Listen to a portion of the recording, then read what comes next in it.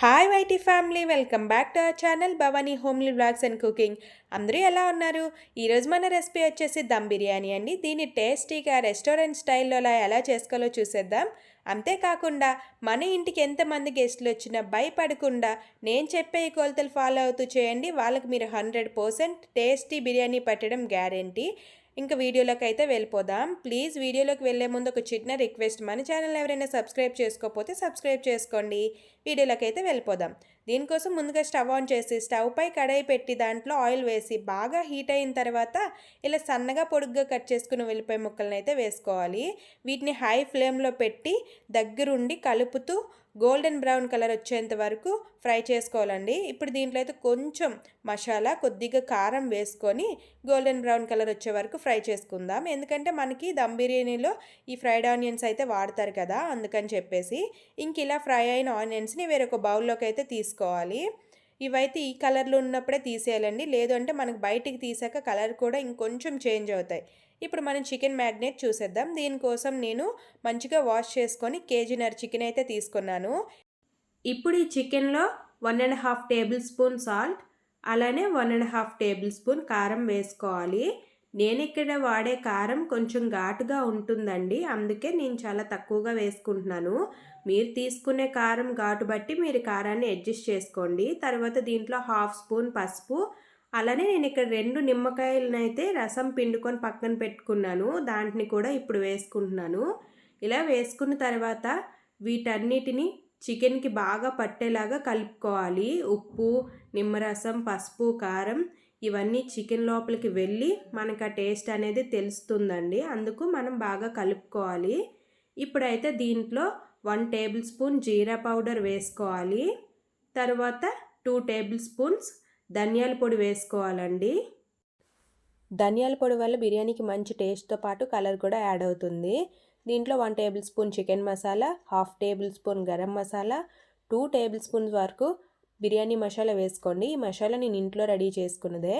తర్వాత దీంట్లో గుప్పెడు ఉల్లిపాయలు ఇలా సన్నగా పొడుగ్గా కట్ చేసి వేసుకోండి. అలానే ఒక 4 పచ్చిమిర్చి కూడా సన్నగా పొడుగ్గా కట్ చేసి వేసుకోవాలి. ఒక గుప్పెడు కొత్తిమీర, ఒక గుప్పెడు పుదీనా వేసుకొని తరువాత మనం ముందుగా ఫ్రైడ్ ఆనియన్స్ ఫ్రై చేసుకున్నాం కదండి, ఆ ఆయిల్ కూడా తీసుకొచ్చి చికెన్లో వేసేయండి. అలానే 1 కప్ పెరుగు వేసుకోండి. ఇప్పుడు ఈ పెరుగు, ఆయిల్ అన్నీ కూడా చికెన్కి బాగా పట్టేలాగా నిదానంగా కలుపుకోవాలి. ఇలా కలుపుకున్న తర్వాత దీంట్లో ఒక గుప్పెడు ఫ్రైడ్ ఆనియన్స్ వేసుకోండి. చూసారు ఎంత క్రిస్పీగా ఫ్రై అయ్యాయో? నేను చెప్పినట్టు ఫ్రై చేయండి, క్రిస్పీగా అయితే వస్తాయి. అలానే దీంట్లో మీకు నచ్చితే ఫుడ్ కలర్ యాడ్ చేసుకోండి. నేను రెస్టారెంట్ స్టైల్ అన్నాను కనుక అలానే వీడియోలో లుక్ బాగుండడం కోసం అయితే నేను యాడ్ చేస్తున్నాను. మీకు నచ్చకపోతే స్కిప్ చేసేయండి. ఆ తరువాత మీ దగ్గర ఉంటే కసూరి మేతిని కొంచెం తీసుకొని ఇలా బాగా నలిపి ఈ చికెన్లో అయితే వేసుకోండి. ఇలా వేసుకోవడం వల్ల మనకి బిర్యానీకి మంచి ఫ్లేవర్ అయితే వస్తుంది. ఇప్పుడు మరొకసారి వీటన్నిటిని బాగా కలుపుకొని సాల్ట్ని అయితే అడ్జస్ట్ చేసుకోవాలి.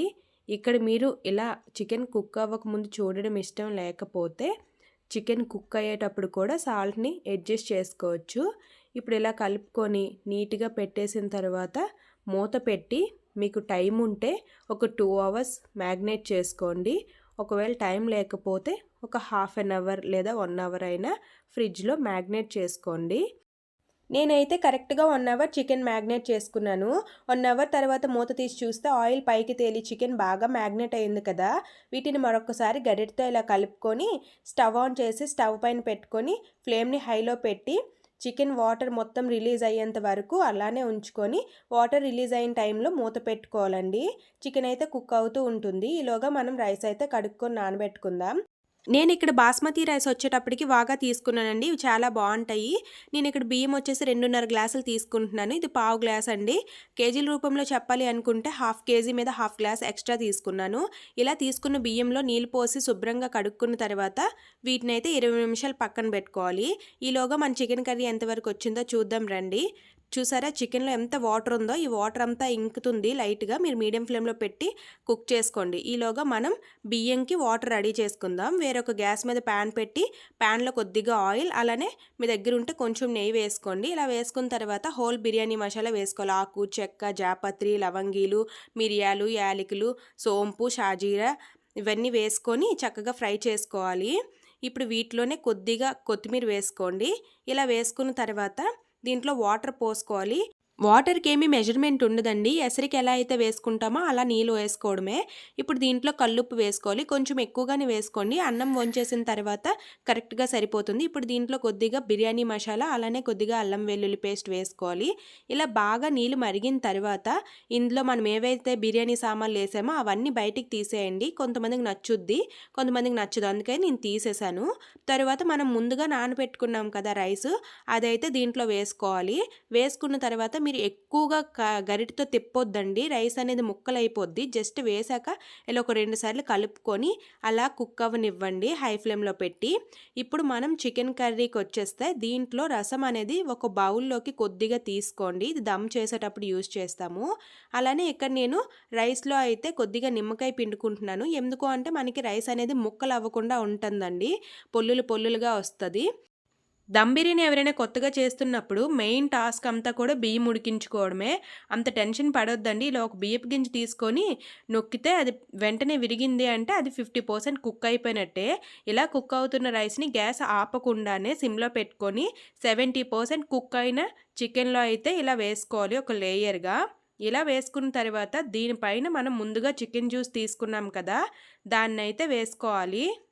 నెక్స్ట్ దీంట్లో సన్నగా తరుక్కున్న కొత్తిమీర, కొంచెం సన్నంగా తరుక్కున్న పుదీనా కూడా వేసుకొని ఫ్రైడ్ ఆనియన్స్ అయితే కొద్దిగా వేసుకోవాలండి.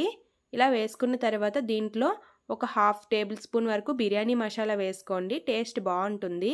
తర్వాత దీంట్లో నేను పాలల్లో కొంచెం పసుపు కలుపుకున్నానండి కలర్ కోసం, దీన్ని కూడా వేసేసాను. మీకు నచ్చితే రెడ్ ఫుడ్ కలర్ వాటర్లో కలిపి వేసుకోండి, నేను ఇక్కడ వేసుకున్నాను. తరువాత నెక్స్ట్ లేయర్కి మన రైస్ అనేది 70% కుక్ అయిపోద్ది. ఫస్ట్ 50% కదండి, ఇప్పుడు 70% కుక్ అవుతుంది. అలా కుక్ అయిన రైస్ని తీసుకొచ్చి మళ్ళీ సెకండ్ లేయర్గా వేసుకొని సేమ్ ప్రాసెస్ని రిపీట్ చేసుకోవాలి. మీరు ఈ ప్రాసెస్ చేసేటప్పుడు మెయిన్గా గుర్తుపెట్టుకోవాల్సింది ఏంటి అంటే గ్యాస్ ఆఫ్ చేసి ఈ ప్రాసెస్ మొత్తం చేసుకోవాలండి. లేదు అనుకుంటే కింద చికెన్ అనేది మాడిపోద్ది. నేను అది వీడియో క్లిప్ తీయడం మర్చిపోయాను. మళ్ళీ మనం దమ్ పెట్టిన తర్వాత గ్యాస్ అయితే ఆన్ చేసుకోవచ్చు. ఇంక ఇలా సెకండ్ లేయర్ కూడా మొత్తం కంప్లీట్ అయిపోయిన తర్వాత నేనైతే దీంట్లో ఒక ఇంగ్రీడియంట్ వేస్తున్నాను. అది ఏంటి అంటే బిర్యానీ ఎసెన్స్ అండి. ఇది వేసుకుంటే మనకి రెస్టారెంట్ ఫ్లేవర్ అనేది బాగా తెలుస్తుంది. మీ దగ్గర లేకపోయినా పర్లేదు, స్కిప్ చేసేయచ్చు. ఇంక ఇలా చేసిన తర్వాత నేనైతే ఫాయిల్ పేపర్ కవర్ చేసేసి దమ్ పెట్టుకుంటున్నాను. ఎందుకంటే మనకు ఆ దమ్ అనేది బయటకు రాకుండా చక్కగా లోపల దమ్ అవుతుంది. ఇలా పెట్టుకున్న తర్వాత పళ్ళెం పెట్టేసి దానిపైన ఏదైనా ఒక బరువు వస్తువు పెట్టేయండి.